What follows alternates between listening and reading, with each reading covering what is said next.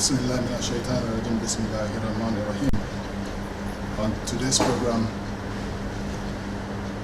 I have before me this evening our eminent scholar, very eminent scholar, and I can say with all pride, our father as the most popular Imam in this country, United Kingdom, in the person of Al-Haji Fadilatul Sheikh Al-Khalifah Muhyideen Nojmudeen Al-Khaburah II. Wa alaikum assalam wa rahmatullahi wa barakatuh. It's a great pleasure to meet you, sir, and to welcome you on this program. So I'll leave the rest to you to do the introduction today. Alhamdulillahi Rabbil Alameen. Alhamdulillahi alladhi adana lahadha wa ma kunna linahtadiya lawla an hadana Allah.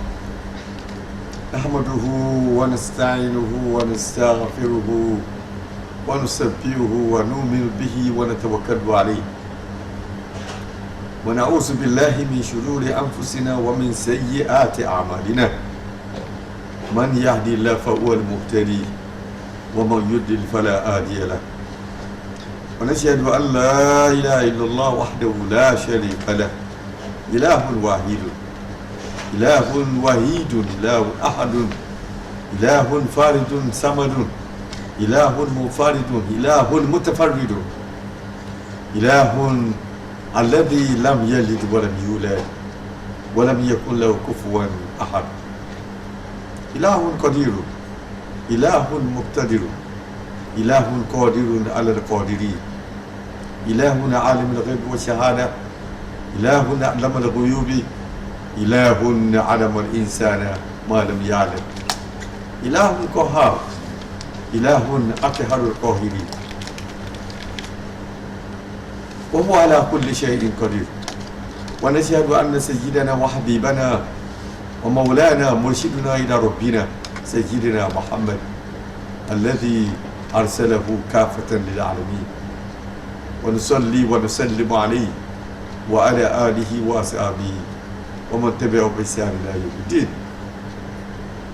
All praise is due to Allah subhanahu wa ta'ala, the only one who created us and able to lead us to the right path, to be among the followers of Muhammad, and to be one of those who submitted to the wills of Allah as a Muslim. He's the only one. His reference is one. You can only find him to be one wherever he is. Allah subhanahu wa ta'ala has power all over things. He has powers all over things that he created. His own power that people refer to as power, corrupt, absolute. Power of Allah does not corrupt him at all, because it's a super power, it's a super being, the super power.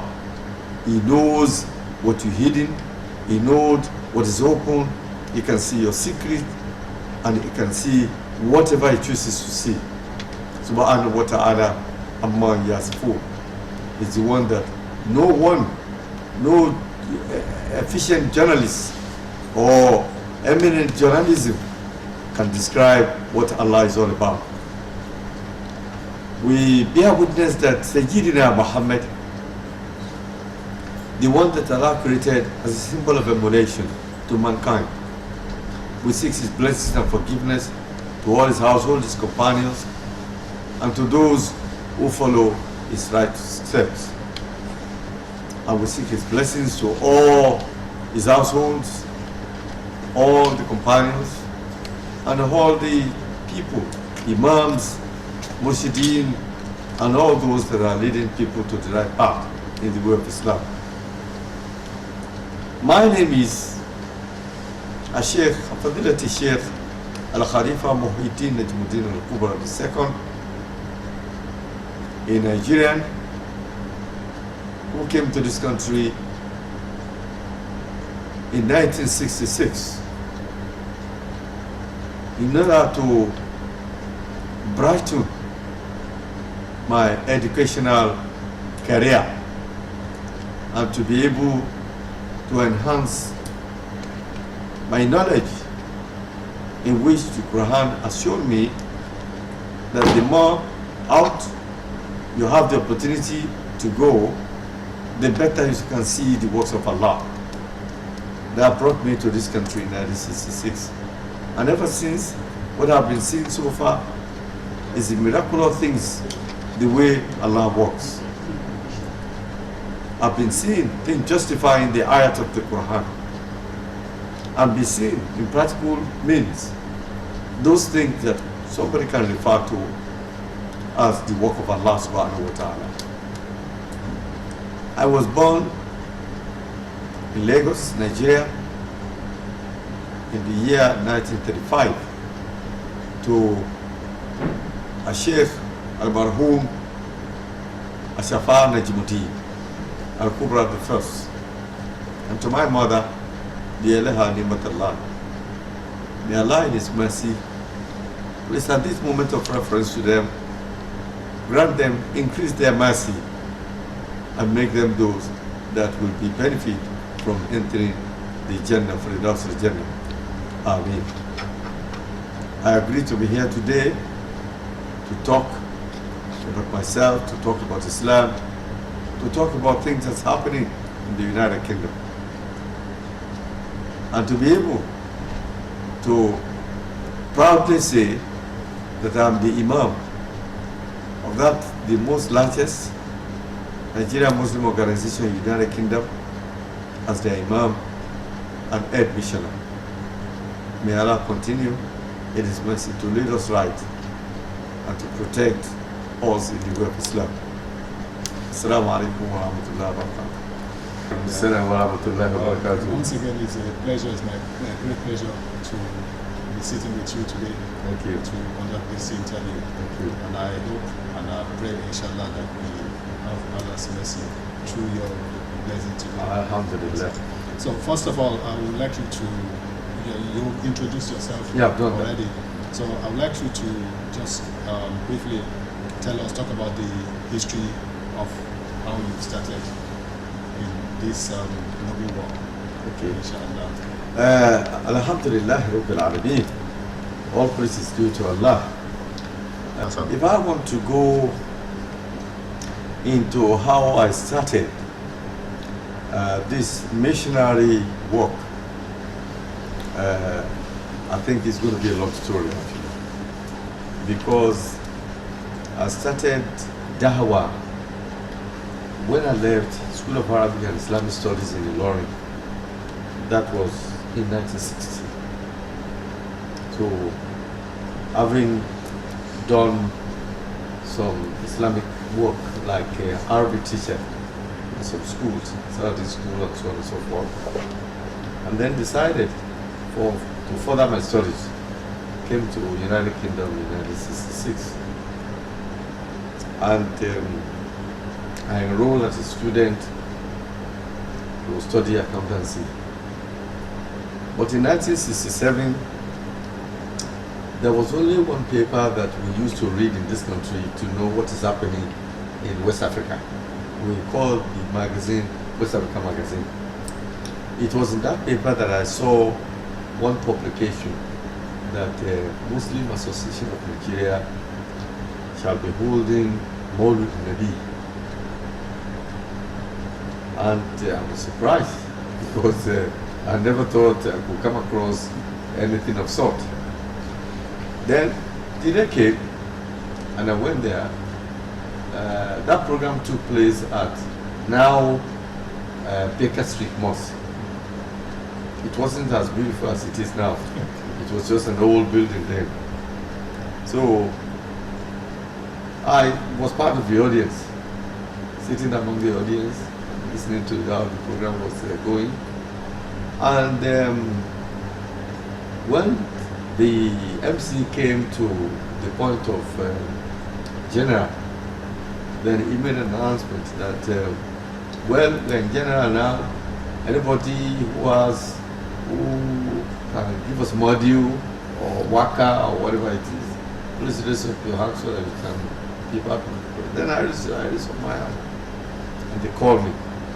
And when I came out, I said, Allahumma ya Rabbi, salli ala Muhammad, wa sayyidi sadati, Nabiyyi Muhammad. It was something else that day. It was as if they have never had anything of sort before. Then, anyway, we did it with waka and majiwa and everything. So at the end of the program, the then Imam, may Allah, increase his mercy. He's already dead. Then he told me, he said, come here, Alaji. Are you passing through UK or you are here? I said, I'm a student like everybody else. I came as a student. So he was the one who gave me a lift to my house that day. And he told me, he said, thank God, because I'm getting ready or preparing to go back to Nigeria. And I've been telling Allah in my prayers that you should please bring somebody who can help us, sustain these particular activities of Nigerian Muslims here. So anyway, the next Sunday we started going. So and I continued my studies. I continued to when I came in, we started tafsir in the month of Ramadan, and all other activities followed. Alhamdulillah, I went back to Nigeria in 1976, and before I went back, I was the president of MAM. So same Muslim Association of Nigeria? Yeah. I was the president between 1974 and 76 before I went back to Nigeria. So I went back to Nigeria. I joined the International Park for West Africa then, now called Africa. Yeah. So I was bank manager, and I was put in charge of all Hajj operations at that time, because our director, Mr. Dr. Hayaki, he happened to be from Ghana, and he appreciated me and saw that I be very good in handling the Hajj operation, with banking basis. So I was there until I was called back to Ibadan, because I'm from Ibadan originally, and I was appointed caretaker chairman for Ibadan municipal government. So I left banking for a brief in politics at that time. So just a it's like interim government at the time, not based on politics, not based on party politics. Anyway, I left that in 1990.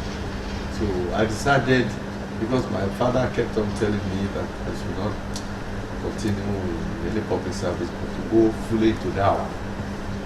So I came back to the United Kingdom. And gradually, because I have part of my family here. So while dawaing all over, so I came across Al-Khalifah. It was founded already before I left them. I wasn't part of the founders. So anyway, so that's how we started. And gradually from one house to the other, so until it became what it is today. Alhamdulillah. Yeah. Thank you very much, sir.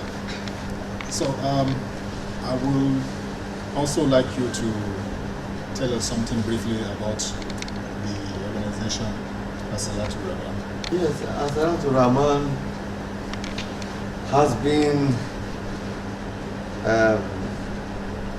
we base all our activities on the principle and tenet of Islam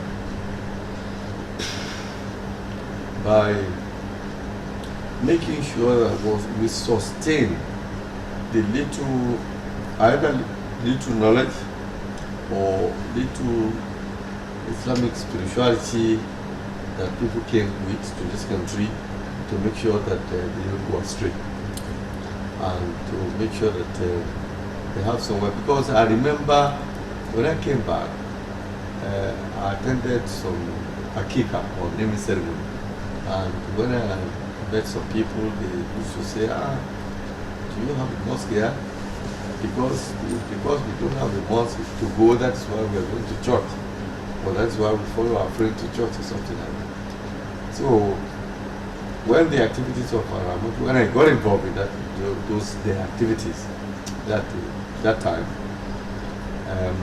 we were able to carry out namings, nikahs, and some dawah on Sundays, at the congregation of Salatu. So we started like that, like I said before, from one house to another. It's being shifted from people who used to say, tomorrow will be normal, Salatu, it's my turn. So that's how we carry on. And the population kept on increasing until we moved to today's Muslim Association in their mosque. We asked them for a place. That time they were not doing a salatu, but to give us space and they allow us to use this place. So when we grew to an extent that the place cannot accommodate us again, luckily for us, we bought a house near here, 141 Homside Street, not far from there. We bought it and we moved there. So we moved there, we carry on, gradually our place full again. So but we thank Allah, we bought this place, number 5, Record Street. Almost £1 million that we bought it at the time. And if you come on Sunday, last Sunday in particular, you can see that we are overgrowing again, this place again. So, but we thank God, we have been able to be straightforward within the tenets of Islam, and people saw that. And that is why many organizations grew out of Al-Rahman. That from here, they form other groups. But still, because of our steadfastness and on the rightful path, the Salatu will continue to grow and grow. So the congregation continue to grow and grow. So, again, I would like you to tell us something about your mission so far. What have you achieved so far, and what are you hoping to achieve in the various futures? Well, I have to say big thank you to Allah. So far, what I even have achieved, God has been there for me to have achieved more than what I thought I could have, by the strength and what Al-Rahman is today.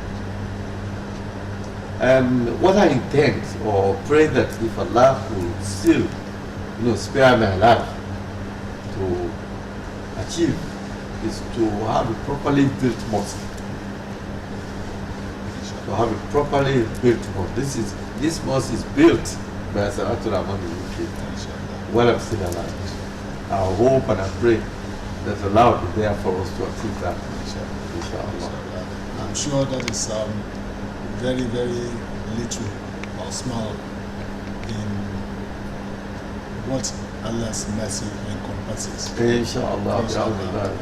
As long as we have hope, inshallah, it will be done.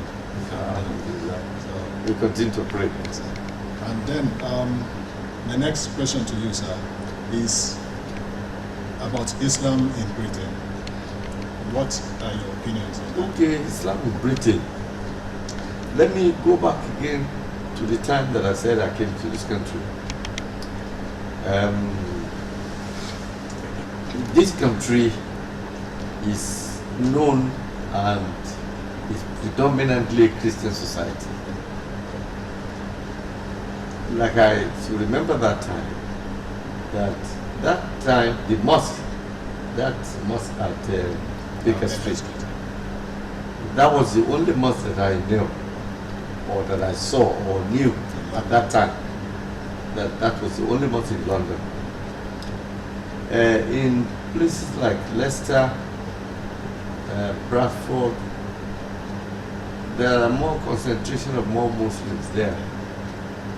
But in London as a metropolitan city, not much of a Muslim at that time. But having said that there was only one mosque at a time. Today, Islam has grown so much that you can see for yourself so many mosques. London Mosque, Akri Mosque, properly built mosques all over the places.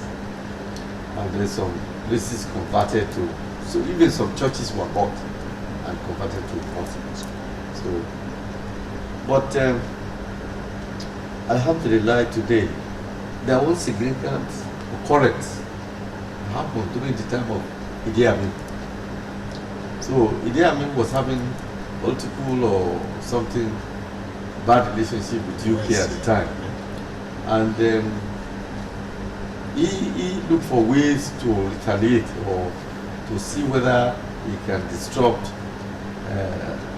UK. By that time, he announced that all Asians that were carrying British passport, they should leave and go to UK. And he doesn't want them again. So at that time, there was a the Asians in Uganda, they came to UK in their thousands and thousands and thousands. And when they came, it was one of the things that caused the surge of Muslims in London. So when they came, they started buying small shops, go back to mosque, small shops here, small shop over there, making money. So that's how Islam grew and grew up to what it is today. Alhamdulillah. So it was one of the signs of Allah. Yeah. That at a particular time there will be surge of Muslims like that. And it happened.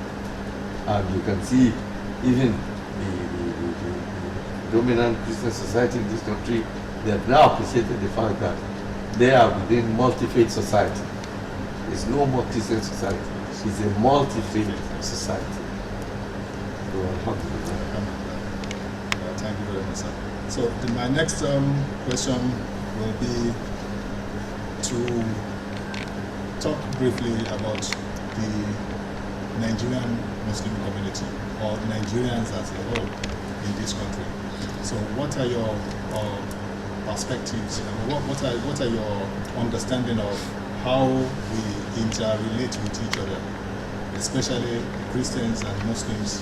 And then I want you to also touch on that to mention how the Muslim community, Nigerian Muslim community, are relating with each other. Okay. Yes. Like everybody knows that we have plenty of Nigerians in this country, majorly concentrated in London. And we have, among the population of Nigeria, we have plenty Muslims and also plenty Christians in Nigeria. And Alhamdulillah, we are interrelating well, actually. I cannot see, I cannot have, I never hear of that there is a confrontation either from one to another or from one to another. So, but what I used to say before is that we should remember that we came from the same country. And everybody came here on one purpose or the other, to better their lives or better their education. And we should remember God. If that is a general word that is acceptable to both of us, we should remember God, that He is the Creator and He leads you to wherever you go and is always there. So I used to say to people that don't come to UK and forgetting that you asking before you left Nigeria that Allah, please, Rabishi, help me. I say I want to get visa, I want to go to UK. Now getting the visa, coming to UK, and then to forget God or to forget Allah. So I used to say that if you want to go to church, go to church. If you want to come to the mosque, come to the mosque. But don't just be like a sheep that has no shepherd, you know. So as long as you have a way to communicate with your Creator, the way to show your gratitude, your thanks to Him for creating you as part of the creatures, particularly making you the super creature among the creatures of Allah. And so we are relating well. We are relating well. And wherever I go to conduct any service, the Christian there used to be comfortable. So all I would do, like the Quran says, فَذَكِّرِ إِنَّمَا أَنْتَ مُذَكِّرٌ لَسْتَ عَلَيْهِ بِمُسْتَكْبِرٍ إِلَّا مَنْ تَوَلَّى وَكَفَرَ فَيُعَذِّبُهُ اللَّهُ الْعَذَابَ الْأَكْبَرَ إِنَّ إِلَيْنَا إِيَابَهُمْ ثُمَّ إِلَيْنَا حِسَابَهُم. Allah says, all you can do is make sure that you give them the best of knowledge, the best of wisdom, to convince them of why Islam is acceptable to Allah. It's the only acceptable religion. But if they choose not to, you have no right to compel anyone. So, but let them hear it, say it convincingly, give them something to think about, to appreciate the fact that there are so many faiths in the past, but Allah says, in the Dina, in the light, and Islam. The acceptable religion that I recognize and approve is Islam. And that is why we send that person, that Muhammad sallallahu alaihi wasallam, as the best of all of them, as the Khatam al-Nabi wa Imam al-Muslim, the best, with the best character, to show them that this is the way we want you people to live. Emulate Muhammad with his good characters and the way he lives. So, both of us were relating with. We have no problem with this or that. Alhamdulillah. Thank you very much, sir. Yeah. And another very important aspect of our life in this, in the Nigerian community, especially Muslim community, is regarding our youth, our children. What do you think we are doing right? Okay. What are those things that you would suggest to parents, Muslim parents, to do or say to their children to explain Islam to them in such a way that it will be easy for them? I want you to explain. Yes, that's a very good question, and a very good thing to talk about. You see, our people, particularly our people in the past, they used to make a lot of mistakes about their children. In the past, with the freedom that is embedded in the way of life of this country, particularly the free hands given to children to grow, whereby you don't flog children like we used to do in Nigeria or in Africa. You don't even knock them on the head or kohonko or things like that. So there's an element of freedom that if we as foreigners, particularly Muslims, we are not careful, the environment will take away your children from you. So, majority of Nigerians were conscious at the moment of where they came from, conscious of their culture and their tradition. That is very difficult to get out of it, to wear our agbada in the summer, to show that we are Nigerians. But some of them don't enforce that culture and tradition on their children. So, which is making it difficult. I used to tell them whenever I'm giving a lecture that you should not be ashamed of your background. You have to hold your children tight. You have to make sure that you let them know about your culture, about your tradition, particularly the language. Language is very important. language is an effective instrument. If you lose your language, language has a lot of culture that comes with it. If you lose that language, culture goes along with it. If you embrace a language or adopt a language, language cannot be adopted unless you adopt it with the culture that goes along with it. So some of our people don't really demarcate between the culture in which they are from the culture of their background. And that is making it difficult sometimes. You see, the mere fact that when children are growing here, you can't shout on them, you can't beat them, you can't knock them on the head, you call police on you, things like that. And that is why you have to consciously and mentally see how you can bring them up with your culture. And to make sure that when you say you are going to the mosque, you are a good Muslim, you are praying, you must let them know what you are doing. You must carry them along in a comfortable way, not in a achievement way. You know, in Nigeria, if you don't go to mosque, but it's a balance and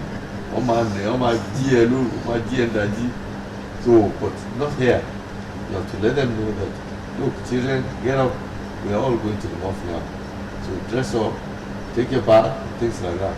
We're going to the mosque on Sunday for Salatu, and you join your children like yours, they're all there. So this is what we have not been able to do well. But our people are trying as much as they can. That's why whenever we are doing some Akika, we used to tell them that they should not let the environment take away their children from them. Because if you are not careful with subtle way of training them, by the time they report you or they say, hey, my father is wicked, my mother is wicked, the government will take them away from you. They will say you are wicked parents. And that means the environment has taken away the children from you. By the time you know it, there's something else. So we'll continue to talk to them. We continue to let the parents be conscious of what it's all about. Particularly what they can gain bringing children up in a Muslim way. What you can lose in not bringing them that way. So we'll continue on that basis, inshallah.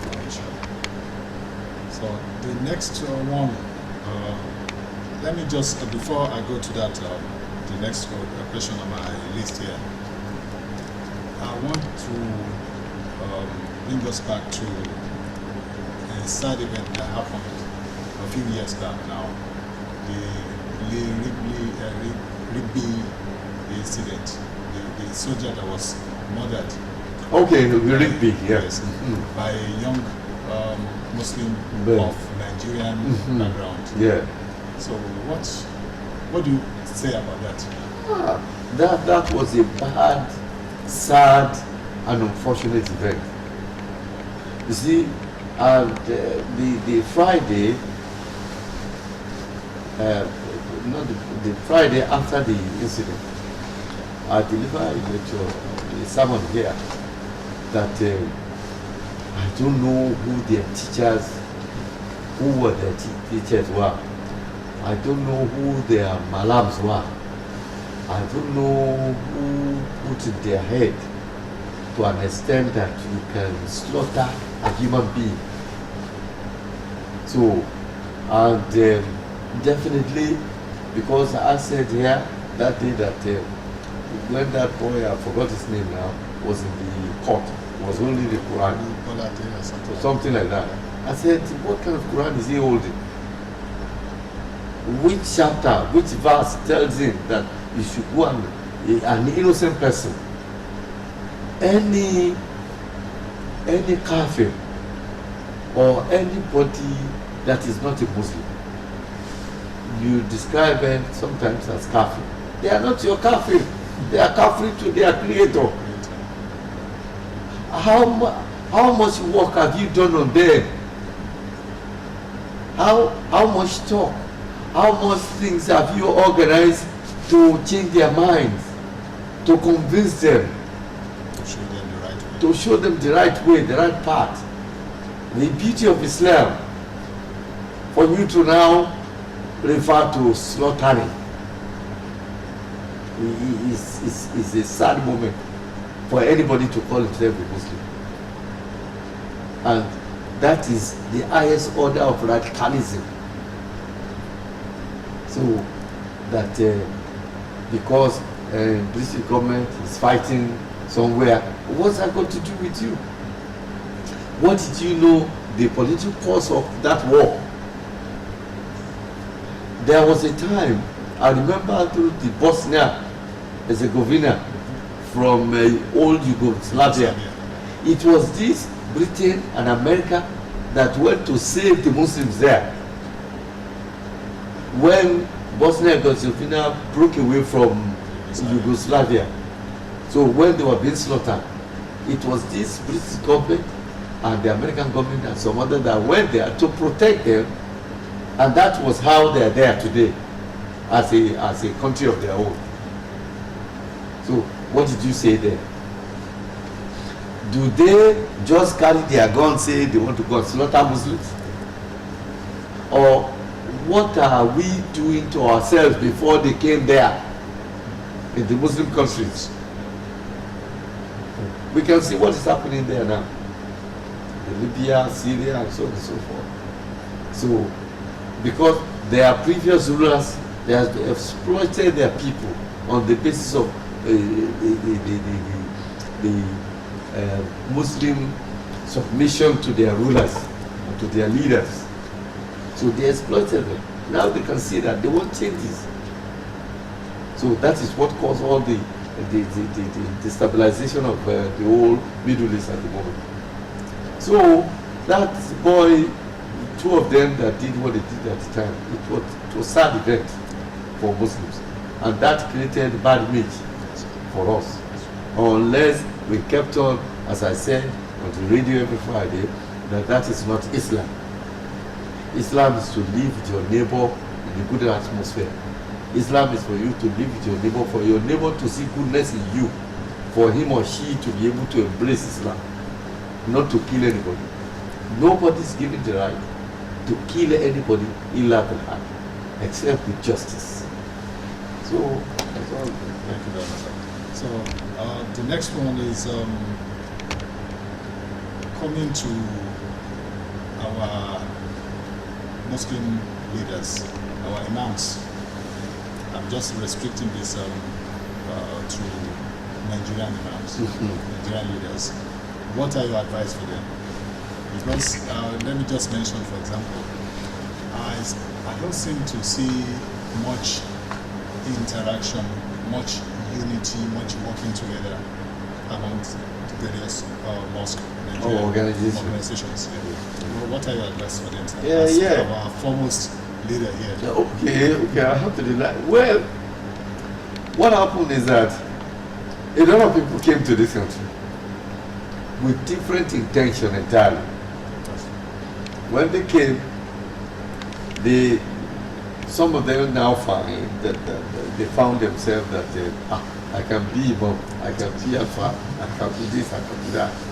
So, and on the basis of that, one of the problems that we have within the ulama is because if you have been here and your basic knowledge in Islam is just the Quran, but somebody who came now, he has the opportunity that he attended Islamic school, or he can speak few Arabic. He might not say, you know, that immediately. Things like that has created some bad blood among them. That this one came, he used to follow me or to recognize me as the Imam. So the animosity is always there among them. But thank goodness, nowadays they have been able to create a platform. They recently, and this happened among the young ones, the young Imams and Al-Fas, so who are showing superiority more than the others. Anyway, They created a platform recently called Rabitatul Ulama. So from there, they're trying to bring themselves together. They're trying to unite and have a common agenda, common front. And if there's any problem within them, to settle it. For the young imams? The young imam, okay. the young imams. So that and we do give them advice. Even I learned when I came back from Nigeria after Ramadan, I was told that they organized one forum where I forgot about the title now, but they said it's something about leadership, whereby we invited Isbadiri and some other white men come there and advise them and give them talk on the essence of good leadership or something like that. So that is good. So alhamdulillah, gradually things are normalizing itself. So for them to be able to know that they must have a common voice, a common ground meeting, and then carry out the propagation of Islam. Thank you, sir. So I think we are coming to the end of this program. That's good. But before that, I will want you to also tell us what would you have done better? Yes. Oh. Well, if you want to say what would I have done better, I will tell you that when I left School of Islamic Studies, I could have stayed longer. Because I remember that time, that was in 1958 or 1959, something like that. I told my teacher, my inspirator, Sheikh Kamaluddin Al-Arabi, that I wanted to go. They told me, and you are very brilliant in this Islamic study, why can't you stay more for a few more years? I said, after I don't want to come at all. I didn't even want to come at all, but I have to listen to my father. Because that time, my mother died when I was 10. So, and nobody to turn to. I was the last of my mother. So obviously, I have to listen to my father. But today, I'm regretting the fact that I did not stay longer. If I had stayed longer and acquired more knowledge, I would have done better than what I'm doing today. But alhamdulillah, with the little I acquired, with the help of Allah, in expanding my wisdom, my knowledge, alhamdulillah. But if I had been more enriched knowledgeably, I would have been more useful to the community in some other ways. I would have been maybe a writer. I could have been writing books in Islam. I could have established an Islamic school, apart from being an Imam. Those are things that I could have done more if I had the opportunity to learn more, to stay more at the time. I must say, I really appreciated your fatherly guidance. Thank you. And for giving us, this opportunity to interview you. Of course, personally, I've learned a lot about you. I've heard a lot of good things about you, and I've seen it myself. Meeting you for the first time during the last Quranic competition here that we covered as well. So I was looking forward to having this interview with you. Thank you. Alhamdulillah. It's a great pleasure. Thank you very much for giving us this opportunity, sir. And I will say, ask Allah to continue to bless you, sir. To protect you and enrich you again more than what you have acquired right now. And to let you, give you more years, more grace. That is Allah. To continue to lead us on this dawah work, which is a noble work. I read somewhere that doing a dawah work is is doing prophetic work. That's right, that's right. Allah is something every Muslim should know that we have to do. And hearing from you, our father, is a very great opportunity and pleasure for me, sir.